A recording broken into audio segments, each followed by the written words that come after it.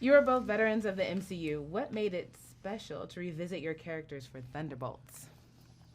I mean, it's, it's an extraordinary opportunity to play a character. We both played these characters in Black Widow, and we developed this relationship, and we planted these seeds, and then you never know, like, what's going to happen in the future, what Kevin Feige and Lou Esposito have in mind for the future of whatever. So it's just an incredible privilege and opportunity to be asked back and to do this again. And I think we went in, both of us, kind of guns a-blazing, trying to mine this relationship as deeply as we possibly could and to pay off all of the things we set up and to plant seeds for the future of who these people are and how they can affect each other going forward and how they can need each other going forward. I think also just on top of that, Jake really wanted this movie to be a film that anybody could watch without having watched any other characters' backstory movies. And while that, was a great idea and really cool, I know that we both felt really defensive about the fact that, no, that might be true, but we really need a conversation about the fact that Natasha has gone and what that might be doing to both of these characters. And even though we're trying to create a movie that people don't need backstory, we need it, our characters need it, and as actors, for us to know where we are at and where our story is going, it was just something that we both felt very, very protective of. Florence, what is Elena's state of mind when we first meet her in the film? Her state of mind is a very dark one. She isn't doing well. She doesn't know really what she's here for anymore. Since the last time we saw her in Hawkeye, she is now fully processing and is dealing with the grief and the loss of her sister. And she doesn't really have much color anymore. She doesn't really know why she's here, and nothing gives her joy. And we kind of see her asking those questions to her dad.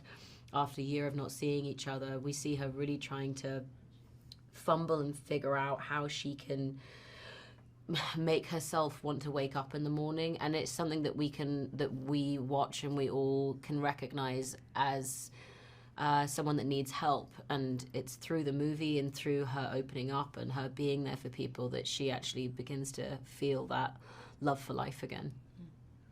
David, tell us what's happening with Alexi now that some time has passed. From the events of Black Widow, he's sort of on an upswing at the end of that movie, and he is not on an upswing now. He's not in a good place. He has a limo business, which is not thriving. He thought he would come to Washington, D.C. and literally be embraced by the American government as perhaps the next savior of America, and it didn't turn out that way. He's living in a studio apartment with a crappy limo business, barely making ends meet, not talking to his daughter. Though. What? It's a great smoke machine for the real thing. No, I'm not even talking to his daughter because he is unable to process the guilt around Natasha's death. He's unable to process, what it means to be a dad to her or what he has to offer her. I think he's lying to himself in many different ways and desperately clinging to some former glory. And so that's where we find him. And it's a great place to start because it means that he has a tremendous journey to go on should he choose to accept it. And luckily in this movie he does. What makes this band of heroes relatable? Oh, that they make so many mistakes. And they hate themselves. So much. And they're struggling to work with one another. They don't know how to share. They don't know how to. They don't know how to ask for help. They don't know how to ask for. They also are just like they're so used to being such lone wolves that they don't know how to even communicate or how to have any etiquette. And I think there's something quite wonderful and charming about watching all of those. What's the word? Attributes. Yeah. Together. Yeah. My brain. No, it's great attributes. Yeah. You were like, what's the word? I was like, misfits? Yeah. Like, crazy people. Yeah. Yeah. Watch them try to team up because they do team up despite their willful trying not to, and their willful need to believe that they are unlovable, unforgivable, unworkable in this world, they do wind up coming together. What was your experience working with director Jake Schreier? What is his style? Oh, it was amazing working with Jake. He, you know, all of the things that we've said that we loved about making this movie, it was him that really argued for it and defended the themes of this movie. So it just was a huge honor to be able to do a Marvel movie in this way.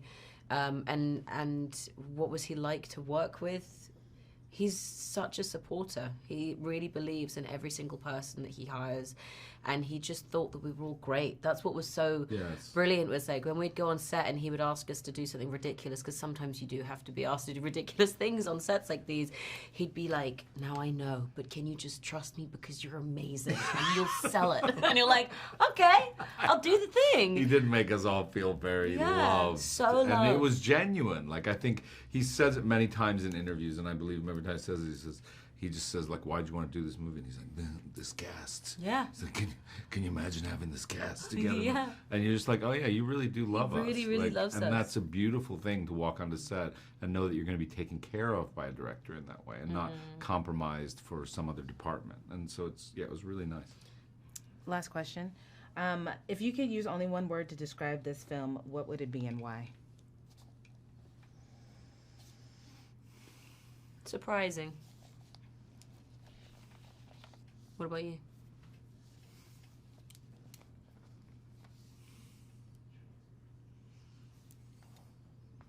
The word that comes to mind is like sweet. Surprisingly sweet. Florence Pugh, ladies and gentlemen. I mean, we're going to end on that. Thank you.